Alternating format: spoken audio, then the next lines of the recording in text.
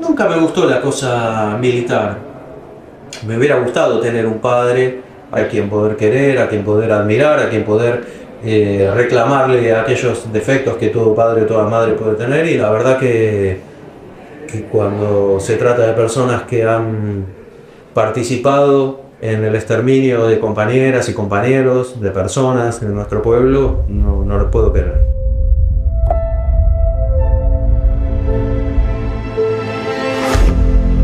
Aquellos que durante la última dictadura cívico-militar argentina ejecutaron un plan sistemático de desapariciones, torturas y asesinatos, después del trabajo volvían a sus hogares.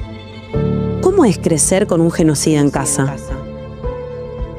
El apellido que les dejo reúne los relatos de quienes decidieron romper el mandato de silencio familiar para repudiar eso de lo que sus padres no se arrepienten.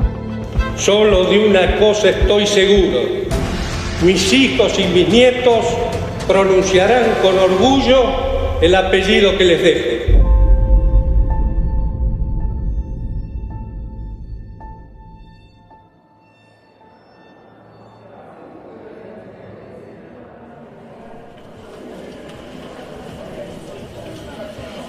Mientras Pablo espera en alguno de los pasillos de los tribunales de San Martín, dentro de la sala se reanuda la audiencia.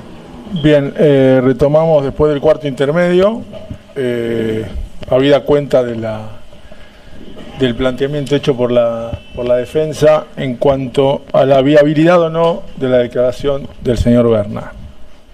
El Código Procesal Penal argentino limita la declaración de hijos contra sus padres. Los crímenes de lesa humanidad se llaman así porque afectan propiamente a toda la humanidad. Y entonces la prohibición de declarar y de denunciar, yo pensaba, no podía ser aplicable a las y los familiares o hijas e hijos de genocidas, porque somos parte de la humanidad, y entenderlo de forma contraria sería como hasta excluirnos de la humanidad. Por eso, todavía no sabe si podrá dar su testimonio. Bueno, mi nombre es Pablo Alejandro Berna.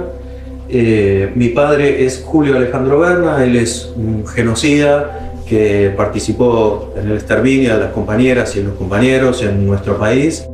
Su participación en los crímenes, en los vuelos de la muerte y en el secuestro de las compañeras y los compañeros, y otro asesinato en particular también en el marco del genocidio, fue lo que trascendió dentro de la familia en el año 2013.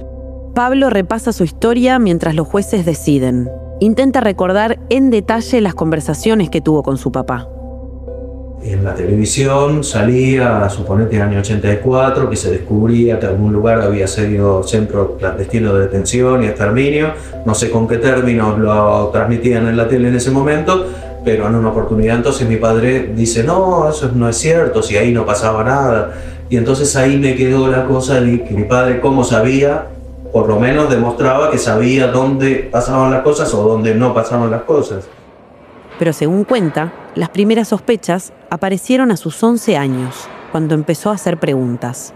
Preguntas hechas desde un lugar inocente, que no les generaban preocupación o desconfianzas a ellos, pero las contestaban con un nivel de conocimiento que claramente me hacían pensar que había participado. Y por ejemplo, mi padre era médico traumatólogo, entonces ejercía la traumatología en el Hospital Militar de Campo de Mayo.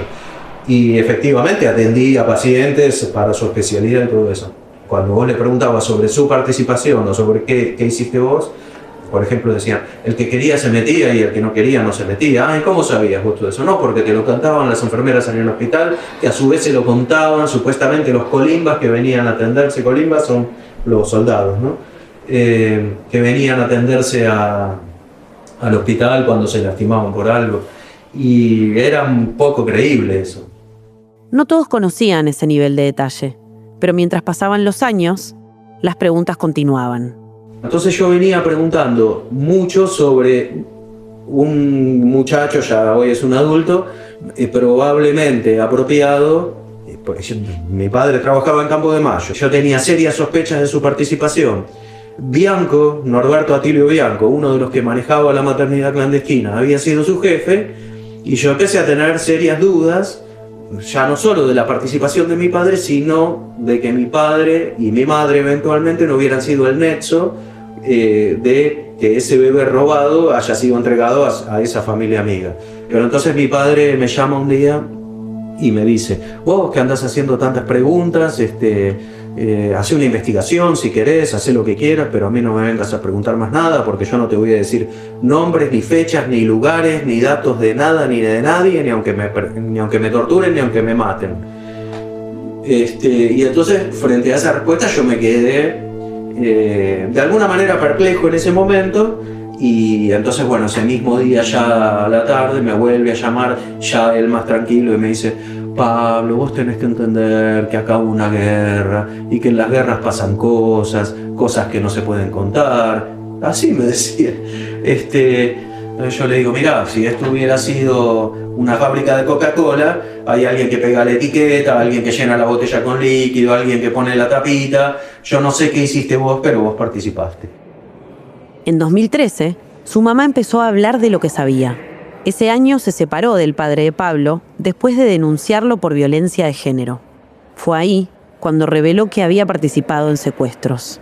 Frente a la conflictividad que tenían entre ellos dos, mi madre intenta poner a mi hermana un poco más del lado de ella y le cuenta esto como si fuera una pavada. Incluso le impone a mi hermana: no le vayas a contar nada de esto a Pablo, prométemelo, le dice. Y mi hermana, bueno, sale de ahí y dice: no, ¿cómo puede ser? Pablo viene preguntando hace años sobre esto, mi hermana me lo cuenta. Y encima que me lo cuenta a mí, que no pregunto nada, obviamente creo que mi hermana no estaba muy preparada para escuchar lo que escuchó, me dice: y encima me hace prometerle que no le voy a contar nada a mi hermano, que es que me viene preguntando hace años. Una cosa muy perversa, ¿no? Mi madre ya empieza a querer bajarle el tono a las cosas. Por ejemplo, mi madre había contado que habían sido 2 o 3 vuelos de la muerte. No, en realidad creo que fueron 2 solos o 1. Empieza a querer olvidarse y a desdecirse, ¿no? Y entonces yo le pregunto a mi madre en esa reunión con ella: ¿y por qué a mí no me lo dijiste tantas veces que te pregunté? Y porque vos ya te habías dado cuenta solo. La audiencia continúa. El presidente del tribunal termina su exposición. El 242 lo que reconoce en su taxatividad es que no se puede declarar o no puede declarar el testigo en contra del imputado, ¿sí?, si hubiera un vínculo con él. Ahora bien, no puede declarar en contra, lo cual no quiere decir que no pueda declarar. Pablo cruza las puertas de la sala y avanza hasta quedar frente a los jueces. Se sienta en el lugar destinado a los testigos y acomoda su micrófono.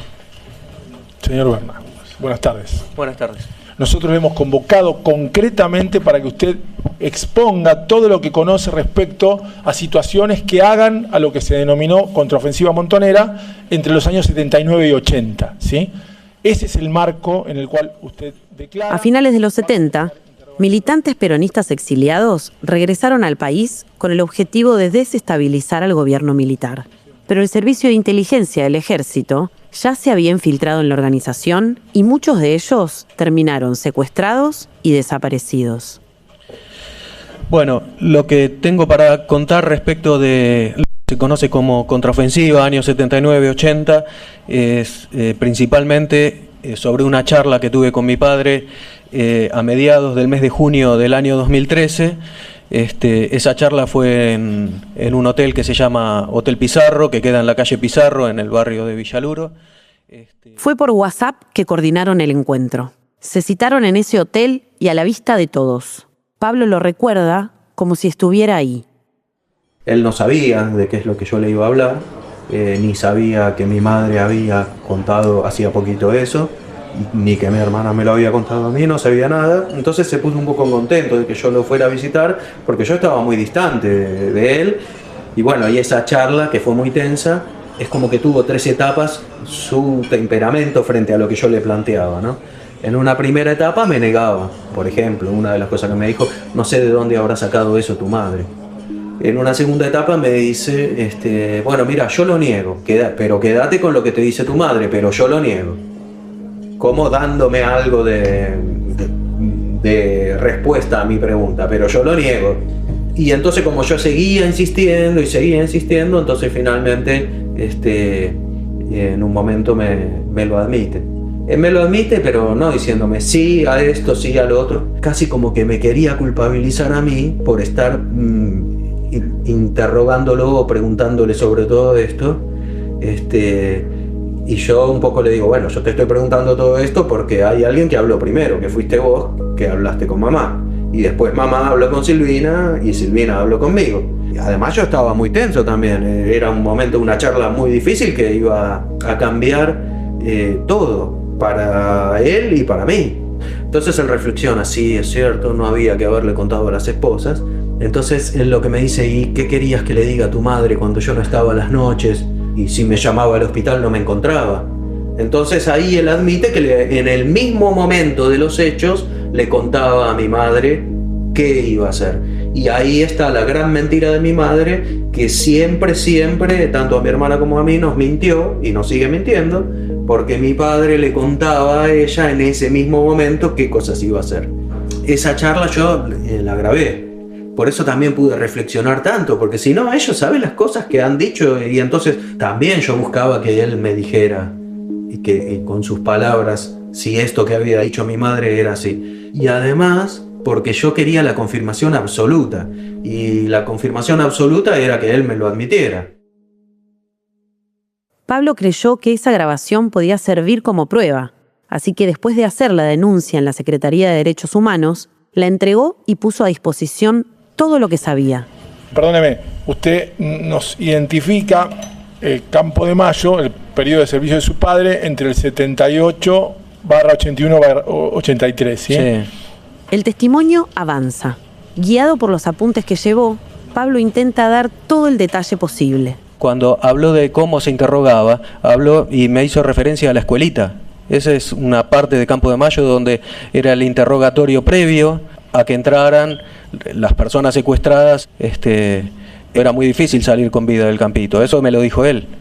Entre los hechos que se relatan, el presidente del tribunal se detiene en uno particular. Para no ir expandiéndonos, yo quiero volver sobre el hecho del auto y las 4 personas. Sí. ¿Tiene alguna posibilidad de ubicarlo en el tiempo? Se refiere a un homicidio. Para la escena del crimen, habían simulado un día de camping. En el baúl de ese auto había cañas de pescar y hasta una canasta de comida. Según mi padre le explica a mi hermana, en ese momento estaba la Comisión Interamericana de Derechos Humanos en nuestro país y según contó habían recibido la orden, entre comillas, de no desaparecer más gente. Entonces lo que hicieron fue introducir a esos 4 compañeros en un automóvil, les aplican las mismas anestesias que aplicaba para los vuelos de la muerte. Con esas anestesias las compañeras y los compañeros quedaban paralizados muscularmente, pero seguían respirando. Entonces arrojan ese auto simulando un accidente a un riacho de Escobar y las compañeras y los compañeros se ahogan al ingresar el agua a sus pulmones, y de esa manera era como ellos tenían planificado que las autopsias iban a salir que la muerte era por inmersión. Si bien su padre se desempeñó como capitán médico del ejército, durante 2 meses pasó a comisión dentro del Comando de Institutos Militares. Dentro de ese periodo de 2 meses es el hecho de las 4 víctimas del auto que yo te conté, que son Alfredo José Berliner, Susana Aide Solimano, Diana Schatz y Julio Alberto Suárez. Esas 4 víctimas son víctimas de mi padre. Durante el resto de la audiencia respondió algunas preguntas y aportó todos sus recuerdos. Ahora sí, su testimonio ha finalizado, nos tomamos un minuto y volvemos con la señora Suárez.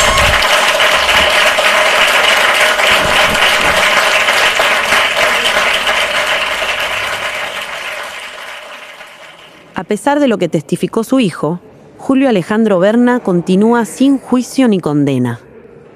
Nunca fue citado ni siquiera a prestar declaración indagatoria. Es decir, está completamente impune y libre, por supuesto. Pero lo que hizo Pablo sentó un precedente. Otro argumento muy importante de por qué nuestras declaraciones deben ser admitidas es porque los vínculos están completamente rotos con nuestros padres genocidas. Pero esa prohibición, si el vínculo está completamente roto, ¿qué es lo que está viniendo a proteger? Está viniendo a ser lugar a la impunidad, está trabajando para la impunidad esa aplicación absurda. Su declaración se convirtió en un acto de militancia. Me sentí bien, bien. Además, recibí los abrazos de dos hijos de 4, viste esas 4 víctimas que te comenté del auto. Bueno, Julio Alberto Suárez, entonces recibo el abrazo de su hija al final del juicio. Después de mi declaración declaró ella, y después de que terminó esa jornada de declaraciones testimoniales, que fue muy larga, ella me da un abrazo y es algo que yo voy a tener por siempre conmigo. Es algo muy importante, ¿no? Primero como construcción colectiva, porque yo creo que las y los hijas, hijos y familiares de genocidas o desobedientes, como nos llamamos en general, es una construcción colectiva, es parte del logro del movimiento de derechos humanos de nuestro país y del mundo, y desde lo individual la posibilidad de contribuir a la memoria, a la verdad y especialmente a la justicia, porque te permite, digamos, construirte o reconstruirte y definirte como qué clase de persona quieres ser y qué rol quieres jugar en esta sociedad, ¿no?